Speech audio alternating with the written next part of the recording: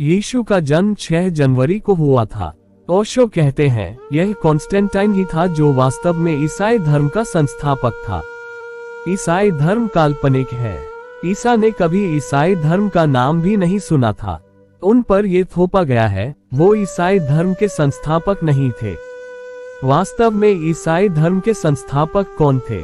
एक बात निश्चित है, यीशु नहीं थे। उसने कभी भी किसी धर्म की स्थापना के बारे में नहीं सोचा था। वह बस यहूदियों से कह रहा था, मैं तुम्हारा आखिरी पैगंबर हूँ। वह एक यहूदी के रूप में क्रूस पर मरे। तो फिर ईसाई धर्म की स्थापना किसने की? आप गौतम बुद्ध की शिक्षाओं में बौद्ध धर्म पा सकते हैं, वह संस्थापक थे। आप महावीर की शिक्षाओं में पा सकते हैं कि वे जैन धर्म के संस्थापक थे। आप लाओ त्जू की शिक्षाओं में पा सकते हैं कि वह ताओवाद के संस्थापक थे। लेकिन ईसाई धर्म के बारे में यह एक बहुत ही अजीब बात है। संस्थापक को बिल्कुल भी पता नहीं था, उसे एक नया धर्म बनाने में कोई दिलचस्पी नहीं थी। जिस व्यक्ति ने इसकी स्थापना की, आप विश्वास नहीं करेंगे, वह सम्राट कॉन्स्टेंटाइन था।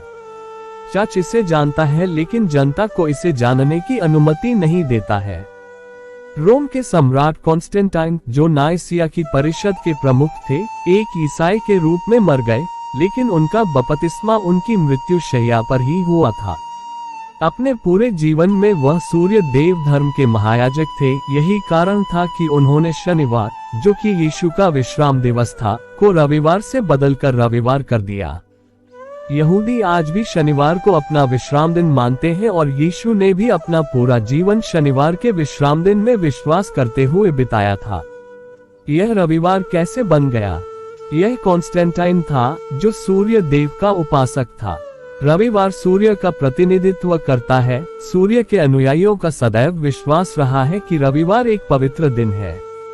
कॉन्स्टेंटाइन ही वास्तव में ईसाई धर्म के संस्थापक थे। वह नाइसिया की परिषद में निर्णायक कारक थे। यह उनके दबाव में था क्योंकि वह रोम के सम्राट थे कि पुजारियों ने यीशु के दिव्य व्यक्तित्व के लिए मतदान किया। उन्होंने यीशु को एक दिव्य व्यक्ति बनाया। यह उनकी रचना, उनका आविष्कार था।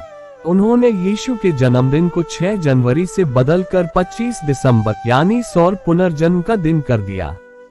25 दिसंबर, जो पूरी दुनिया में मनाया जाता है, यीशु का जन्मदिन नहीं है। क्रिसमस का पूरा विचार ही फर्जी है। यीशु का जन्म 6 जनवरी को हुआ था, लेकिन कॉन्स्टेंटाइन के प्रभाव और शक्ति के तहत इसे बदलकर 25 दिसंबर कर दिया गया, जो कि सौर पुनर्जन्म का दिन था।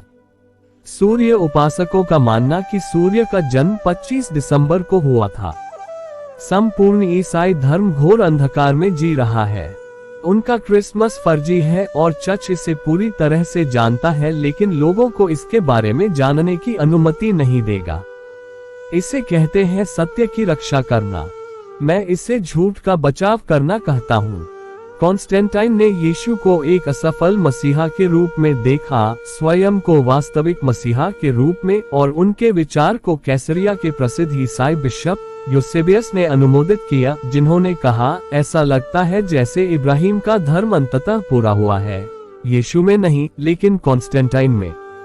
कॉन्स्टेंटाइन ने खुद को असली आखिरी पैगंबर के रूप में तोपा, जिसका यहूदी इंतजार कर रहे थे।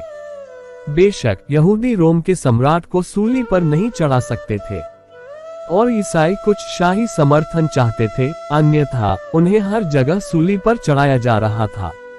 उन्हें कॉन्स्टेंटाइन में आश्रय मिला, लेकिन यह एक सौदा था, पूरी तरह से व्यापार। उन्होंने स्वीकार किया कि यीशु एक असफल मसीहा थे और कॉन्स्टेंटाइन ही असली मसीहा थे। लेकिन ये बात जनता को नहीं बताई जाती। ईसाइयों को इसकी जानकारी नहीं है। ये सभी धर्म ग्रंथ वेटिकन के नीचे छिपे हुए हैं। मैं आपसे कहता हूँ कि ईसाई धर्म दुनिया के सबसे असत्य धर्मों में से एक है। यह एक बीमारी है, एक रुग्णता है, एक विकृति है, एक जहर है। यह किसी भी दृष्टि से सत्य की खोज में मानवता के लिए सहायक नहीं रहा है। वह झूठ को लगातार इतना प्रचारित करने की कोशिश कर रही है कि वह लगभग सच बन गया है। आप सभी ने क्रिसमस तो मनाया ही होगा। क्या आपने कभी सोचा है कि यह यीशु का जन्म नहीं है? आप कभी भी 6 जनवरी को यीशु को याद नहीं करते। मैं सोच रहा हूँ कि हमें यहाँ हर साल 6 जनवरी को गरीब यीशु के लिए एक उत्सव शुरू करना चाहिए। वह सत्य की रक्षा करना है। इसलिए जब 6 जनवरी आए तो कृपया मुझे याद दिला दें, क्योंकि मुझे समय का बिल्कुल भी एहसास नहीं है। मैं नहीं जानता कि आज कौन सा दिन है और मुझे इसकी कोई परवाह नहीं है। इसलिए जब 6 जनवरी आए तो कृपया मुझे याद दिलाना। हम उत्सव मनाएंगे। कम से कम 2000 साल बाद यीशु का असली जन्मदिन मनाया जाएगा।